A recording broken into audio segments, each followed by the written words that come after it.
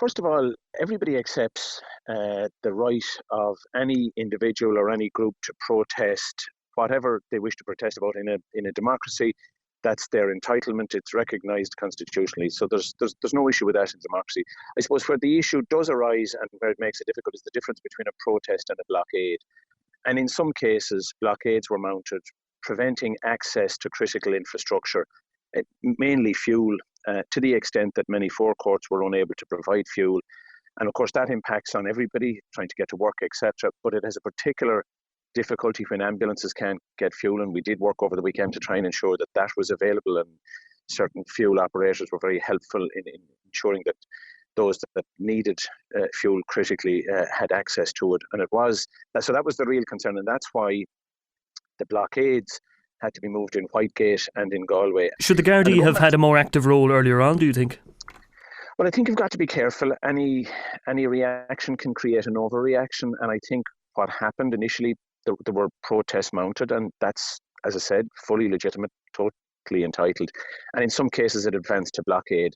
And I think the Guards moved in a proportionate way as they recognised the risk to the supply of fuel to the rest of the country. And that's not in any way to suggest that there's not a lot of people very annoyed at the increase in the cost of fuel and the impact that that's having on their lives. And I fully get and understand that. And the government is working, and we have been over the past 2 days, and government is working again today to try to come forward with a package of measures that will help to assist people through a really difficult period. Now, 2 weeks ago, we put $250 million of supports in place to help people. And unfortunately, the impact was lost within about 2 days because the price of fuel just went up again. So any decisions that are taken have to be sustainable. And just look at those measures that the protesters are looking for. They said that they're calling for the removal of carbon taxes on agricultural diesel, a cap on agricultural diesel price, a cap on the white diesel price, and a cap on kerosene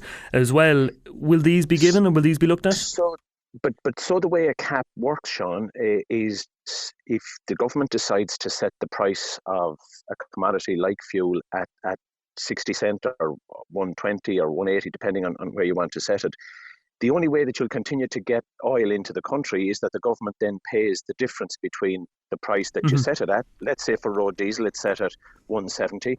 And if the trading price of that is 250 a litre in the morning, well then the government, on behalf of the taxpayer, spends their tax monies of 70 cent a litre. Now that's unaffordable because you're held to ransom by the oil companies then. So those can't be implemented? Well, that would run to billions every month.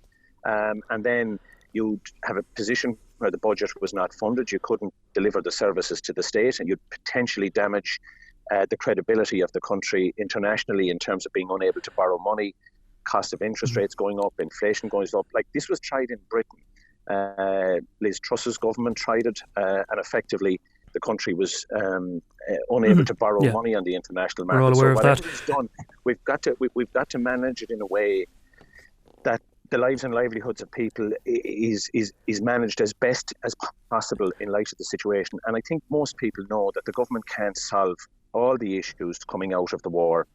Of course. And we are entering a period of where there will be some inflation, but to try to manage it in a way that people are able to get through their everyday, that there's access to hospitals and that there's access to fuel for everybody who needs to get to work.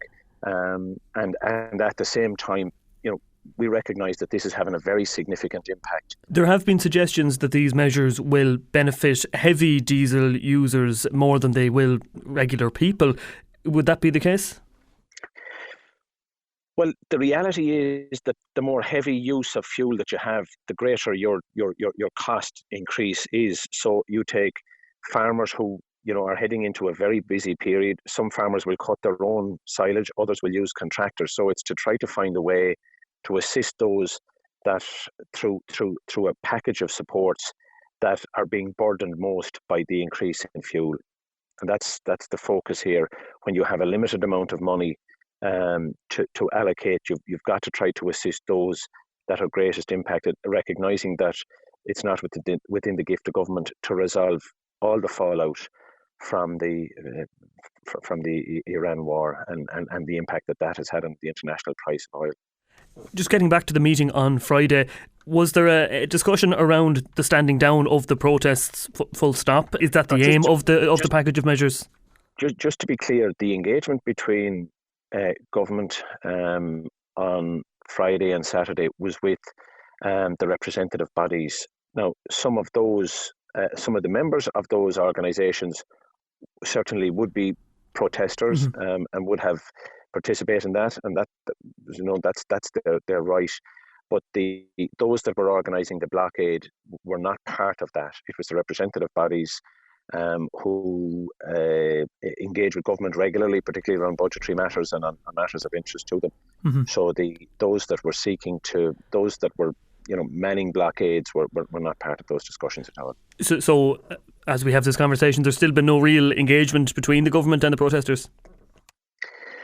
Well, there's been engagement, as I said, with the representative bodies who know full well the impact of the increase in the cost of fuel. Like, there's been an effort by some to suggest that those that are manning the blockade have more knowledge of the impacts than the other representative bodies. And of course, everybody has their own specific angle. And look, I have good regard for people who are protesting, and I understand their difficulties, and I understand what they're asking for. In some cases, it's not possible to deliver all of that, but we have engaged with representative bodies who know what their members are going through, who know what it's like to be a contractor, who know what it's like to be a farmer, who knows the very significant increase in costs. And we're working through that with them to try to find a solution that will, insofar as possible, help people through this difficult time. And of course, people still have a right to protest if they so wish, and that was hard fought, and I respect that. How then will the blockades come to an end? Will it be through engagement or will it be through policing? Well, I'd be hopeful that the blockades that are still in existence, when they see the package of measures that have been worked through with the representative bodies over the weekend, that they will find that this is appropriate and is affordable.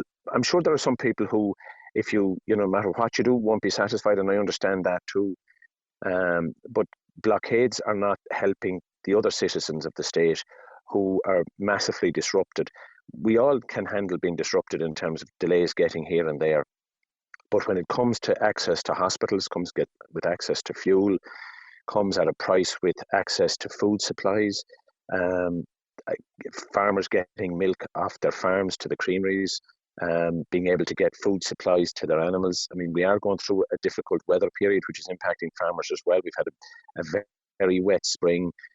Manure isn't out in some cases. We're now going through a cold spell, so there's no growth. So, I mean, just the climatic conditions at the moment, and the weather is having a very negative impact on the farming community, on top of spiralling costs at a time when the price of milk has moderated a little bit, and the price of beef is potentially back from what it had been earlier. So it's, from a farmer's perspective, it's one of those, might be referred to as a perfect storm, where everything comes at, all the negatives appear at the same time, and that is adding to the frustration and the concerns of farmers and those involved in the supply of critical services to them.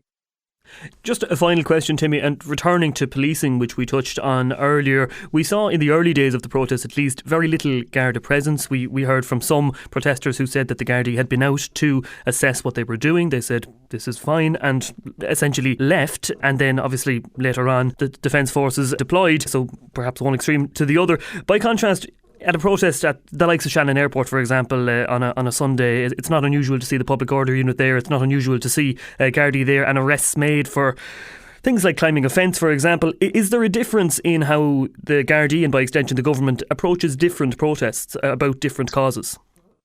I don't think so. I think, as I said, protest is absolutely fine, and we've all participated in protests over our lives for some reason or form or another, and that's fine. I think the issue, and yes, I do know that the Guards engaged with the protesters in Clare and elsewhere, and where it was a sort of a reflective protest, as the one in Clare is, not a blockade. It's not preventing critical supplies getting either in or out of a port. And I think the proportionate response of the Guards was when the protest had moved to a blockade, and then that blockade was preventing the supply of fuel for people's lives right around the country, supply of food, supply of animal feed, getting stocks into the supermarkets. The guards then had to move. They had to make it clear, as they did, to those who were manning the blockades that they had a requirement under statute to move those blockades. Lots of people left the protest or left the blockade when those instructions were issued, as they did in Dublin last night. Some sought to remain on there, and they had to be removed. Now, the issue about the army is really important, because the army are not on our streets, notwithstanding the fact that some social media posts have sought to suggest that they are. Army equipment was used to remove large vehicles and trucks that for whom the owners chose not to move them. And it was only in that instance that the army is involved. So it's not as if the army are on our streets acting as an additional police force.